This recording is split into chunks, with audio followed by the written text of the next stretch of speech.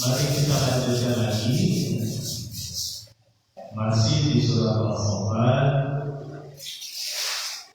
ayat yang ke-114. Surat Al-Saffat. Bismillahirrahmanirrahim. Walaqad mananna 'ala Musa wa Harun, dan sungguh kami sudah berikan karunia kepada Musa dan Harun. Ini pengikut jejak Ibrahim ya. Ada Musa dan Harun. Ada serba sekilas disampaikan di beberapa ayat setelah ini tentang orang-orang yang mengikuti jejak Ibrahim ya. Di antaranya ada Musa dan Harun. Itu pun sudah diberi karunia oleh Allah. Jadi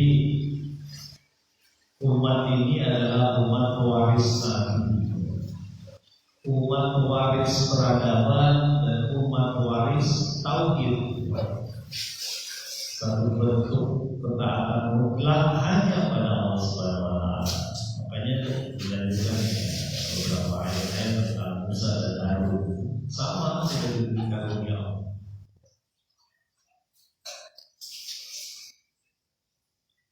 Ayat selanjutnya, ayat 115. Wa najaynahuma wa qawmuhuma minal karbil 'azim.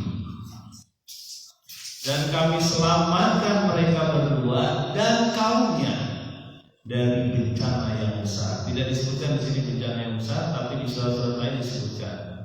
Seperti salah satu bencananya adalah penguasa Firaun terhadap Bani Israel yang sampai demikian keji dan kejam, yang yuzabbihuna abna'ahum wa yastahyuna nisa'ahum, yaitu membunuh anak laki-laki mereka dan membiarkan hidup anak perempuan mereka yang Bani Israel. Salah satunya diperbudak. Kalau disebut diperbudak itu setingkat di atas hewan sedikit. Ya, tapi mirip-mirip dengan hewan. Seolah-olah mudah atau murah sekali harga nyawa dari seorang budak. Nah, itu Allah sampaikan bahwa Musa dan Harun diselamatkan oleh Allah, begitupun kaumnya dari bencana yang besar. Siapa? Bencana yang ditimbulkan oleh orang yang mengaku sebagai Tuhan, yaitu Firaun. Bencananya luar biasa sampai banyak terjadi mukjizat, dan termasuk salah satunya adalah membelah lautan ya. Itu Allah berikan dunia. Ayat selanjutnya, Wa nasarnahum fakanu humul ghalibun, dan kami tolong mereka. Selanjutnya mereka menjadi orang-orang yang menang. Ghalib. Ditolong Bani Israel dan Musa alaihissalam beserta Harun. Diselamatkan dari raja yang ditakluk. Tidak cuma raja, tetapi pengikut-pengikutnya termasuk tentara-tentaranya ngikut Firaun. Ada beberapa menteri yang juga pengikut Firaun ini sampai di salah satunya ada Menteri Haman ya. Wahai Haman, coba bikin itu bangunan tinggi. Ya. Saya mau melihat Tuhan Musa, benar nggak ada? Ya. Baik bos, kira-kira begitulah. Haman ya, Menteri PU gitu ya, pekerjaan umum. Dia ngikut aja. Tentara-tentara macam Firaun wa junudi, dia sebut itu Firaun wa junudi. Firaun dan tentara-tentaranya juga ngikut Firaun. Ya.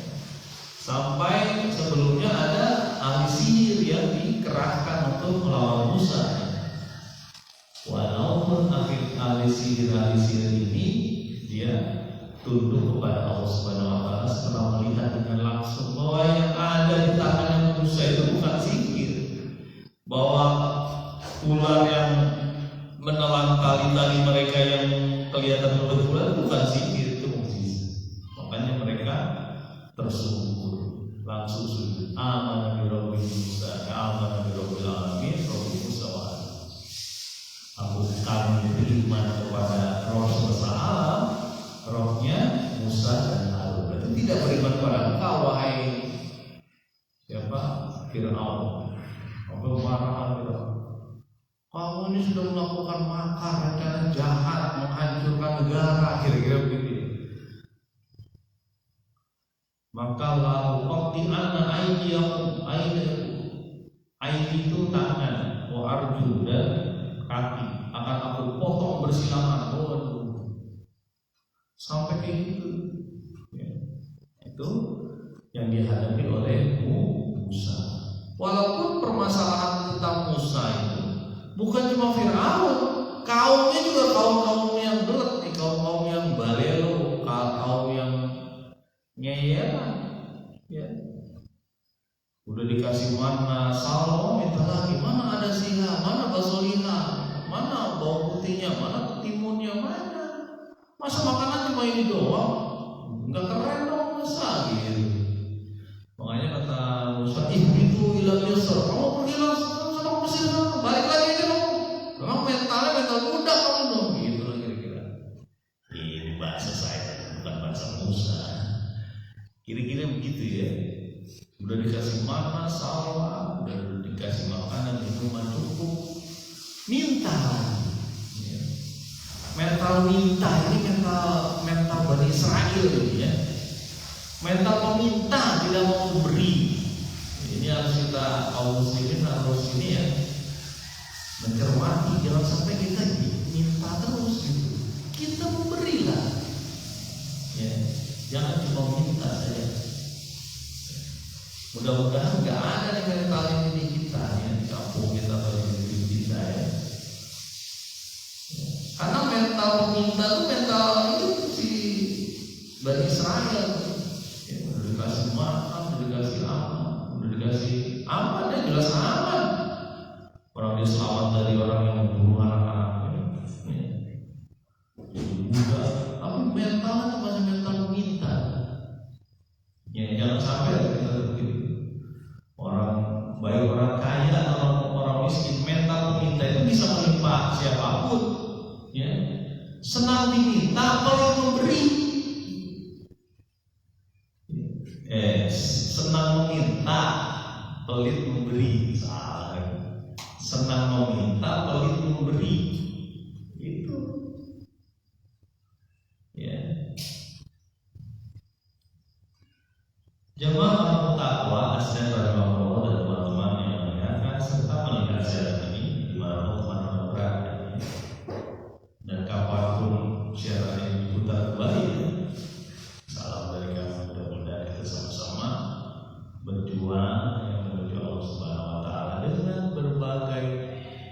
lika-likunya, duri dan onaknya, halangan dan rintangan.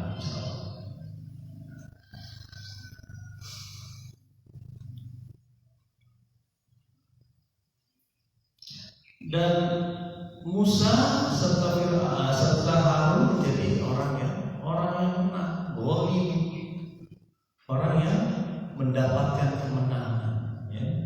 Dan di situ ada peranan Allah Subhanahu Wa Taala. Musa juga kalau dalam sejarahnya saya melihat atau membaca itu nggak punya pasukan perang ya. Setahu saya, sebagai pengetahuan saya itu dia tidak punya pasukan perang. Beda dengan Nabi Muhammad SAW, ada pasukan perang. Ya. Tapi kalau Musa itu tidak ada. Perintahnya untuk pergi dari Mesir. Ya, ke satu tempat. Ini melewati Laut Merah. Ya. Allah nggak punya rencana. Wa makaru wa makarullah wa khairul makirin. Makar mereka, tapi Allah juga punya makar, punya rencana.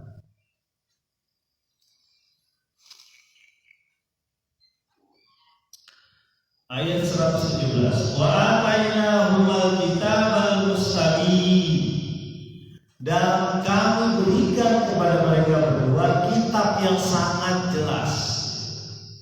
Kitab Taurat sudah jelas, ada beberapa perintah-perintah Allah di sini. Termasuk larangan membunuh, larangan berzina, larangan itu dan sebagainya.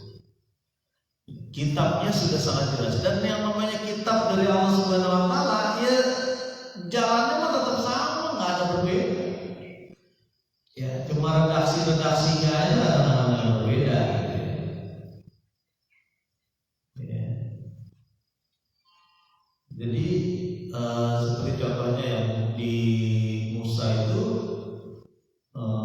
menikahi dua saudara ya, saudara kakak dan adiknya, itu dibatalkan kalau di syariat Islam itu sudah tidak boleh. Ya. Jadi seperti itu, tapi tidak boleh berzina itu sama, tidak boleh membunuh sama, suruh sholat dan zakat sama. Ya. Jadi kitabnya sudah lumayan jelas, dan itu adalah salah satu peninggalan dari Ibrahim ya, hanya mengandalkan Allah saja untuk kehidupannya. Dia tidak sisakan apapun di dirinya kecuali Allah. Ya. Ini udah luar biasa ya. Ayat selanjutnya, ayat 118. Wa hadainahum as-siratal mustaqim, dan kami berikan petunjuk kepada mereka berdua, yang Musa dan Harun, jalan yang lurus. Ada jalan yang lurus yang disampaikan oleh Allah kepada mereka berdua bersama dengan umat Bani Israel pada saat itu. Diberikan jalan, ada jalan. Kalau kita sudah meyakini bahwa segala sesuatu la yusibana illa ma kataballahu lana, tidak ada sesuatu yang menimpa kita kecuali sudah dituliskan Allah Subhanahu Wa Taala. Udah selesai sampai itu. Sudah permasalahan, biarlah permasalahan terjadi, tapi kita ingat ada Allah Subhanahu Wa Taala. Kata Maher jadi itu ada jalannya, gitu kan? Jangan khawatir. Ada jalannya, seperti dalam satu surat disebutkan, wa man jahadu fina lanahdiyannahum subulan. Siapa yang berjihad, siapa yang berjuang di jalan kami, di jalan Allah, maka lanahdiyannahum subulan, akan kami lempangkan, akan kami tunjukkan jalan-jalan. Tapi syaratnya satu, berjuang di jalan Allah gitu. Ya. Wa man jahada fina di jalan Allah. Nabi kan pernah ditanya, wahai Nabi, apakah orang yang berjuang karena menegakkan namanya itu adalah fisabilillah? Berjuang karena ingin dipuji dan sebagainya? Bukan, kata Nabi, yang berjuang fisabilillah berjuang atas nama Allah, untuk Allah, selesai. Bukan atas nama pribadinya, bukan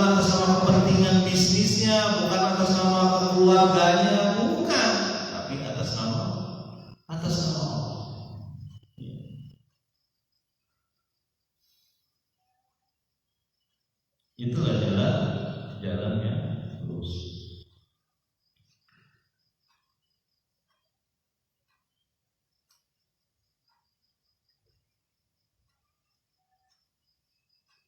Wa tarakna 'alaihima fil akhirin.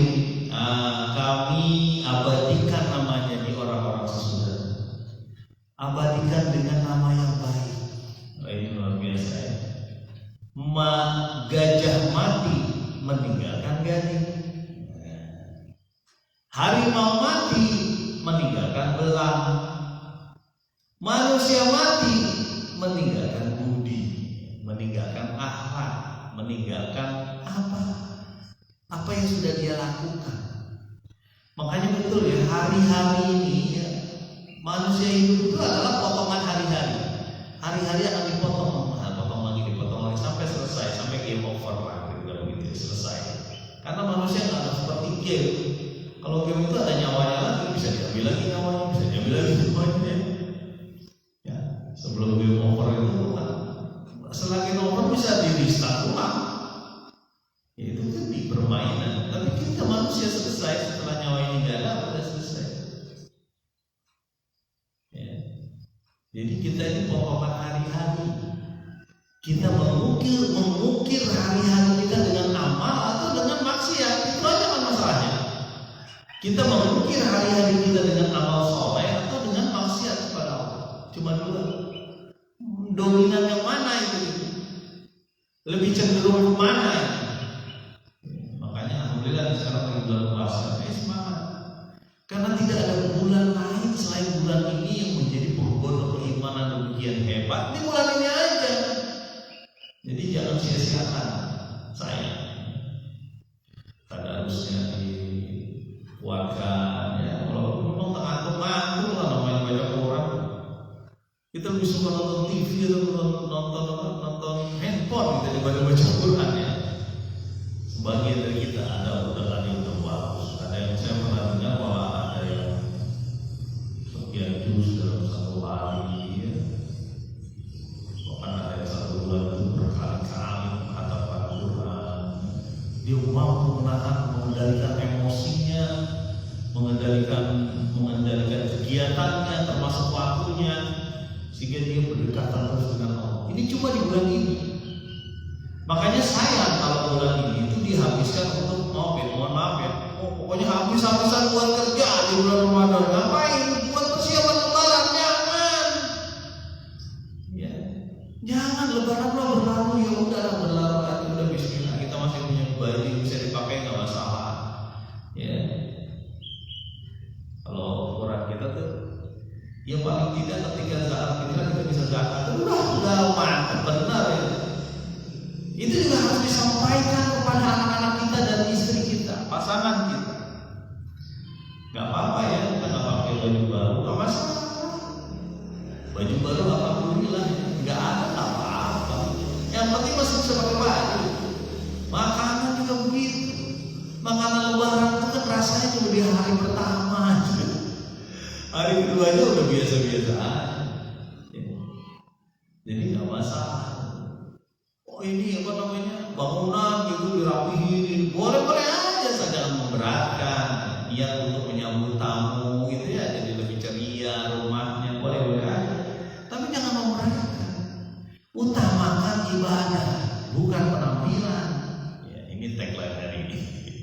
Utamakan ibadah bukan penampilan cuma pendukung aja ya, seperti Nabi menganjurkan ketika sholat Jumat kita pakai pakaian yang bagus, sholat Idul Fitri begitu. Bukan berarti baru. Ini harus disampaikan juga sama anak-anak. Kemarin saya ke pasar Anyar tuh ya, salah jalan waktu itu saya pengen ke arah Botani Square di Bogor. Saya lewat pasar Anyar. Ini belum lebaran, ini belum menjelang lebaran aja udah macet itu, mentok tuh di pasaran. Arah lewatin kereta dan belakang. Dan saya yakin itu bukan cuma orang yang pasar biasa, tapi ada yang bawa anak-anak, berarti mungkin udah siap beli baju dan sebagainya. Padahal baju dalam bulan puasa itu lumayan naik ya harganya, permintaan tinggi. Selanjutnya, salamun ala Musa wa Harun, ya, 120. Keselamatanlah bagi Musa dan Harun. Jadi sama, salamun ala Ibrahim, ya, selamat juga kepada Ibrahim, dunia dan akhirat, namanya juga jadi selamat. Kan kita pengennya begitu ya, kita meninggalkan amal, ya, yang dilihat oleh anak cucu kita, keturunan kita adalah amal kita. Ya, bukan harta kita, nggak pengen kalau masalah harta, karena harta itu pasti habis. Ya, makanya hukum waris dalam Islam, menurut yang saya tahu, salah satunya adalah untuk memotong-motong, membagi-bagi harta itu ya. Jadi sedikit lagi, nggak seblek buat satu orang, nggak dibagi lagi sedikit lagi, dia usaha lagi gitu.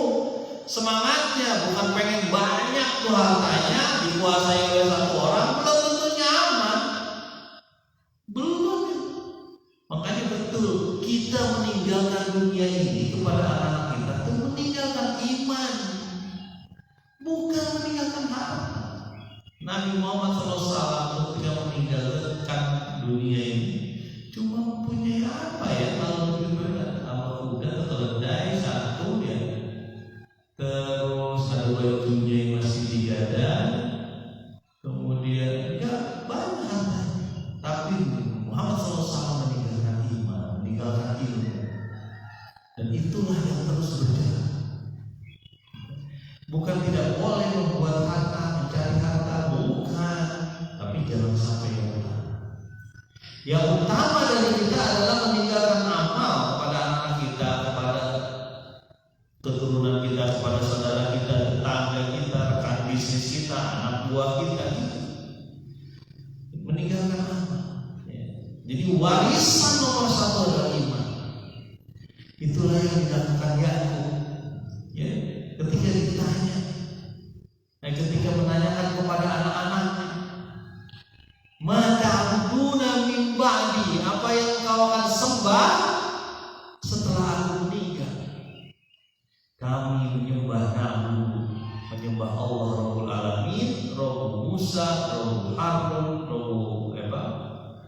Rabb Musa, Ibrahim, Ishak, belum ada ya. Ishak, kemudian Ismail, Ibrahim, ya. Menyembah Allah.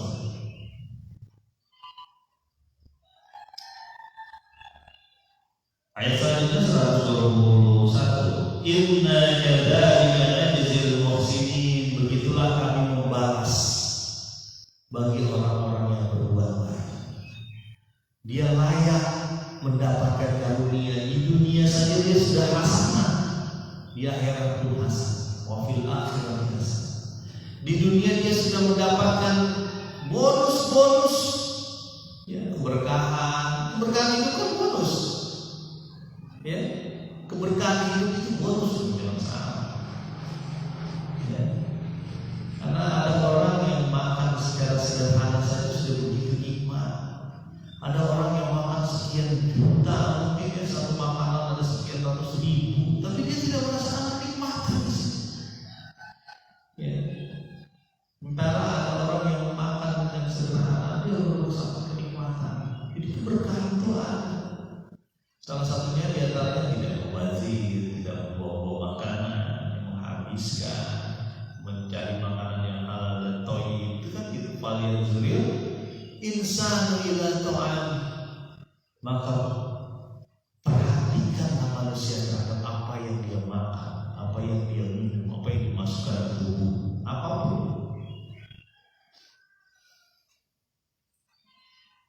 Innahuma min ibadina al-mu'minin. Sesungguhnya mereka berdua, Harun dan Musa dan Harun adalah hamba kami yang beriman. Sama seperti yang cerita Ibrahim kemarin. Ya, dia diberi balasan karena dia orang-orang yang ihsan, orang-orang yang berbuat baik, hanya mengikuti perintah Allah saja. Dan dia disebut orang-orang yang beriman kepada Allah.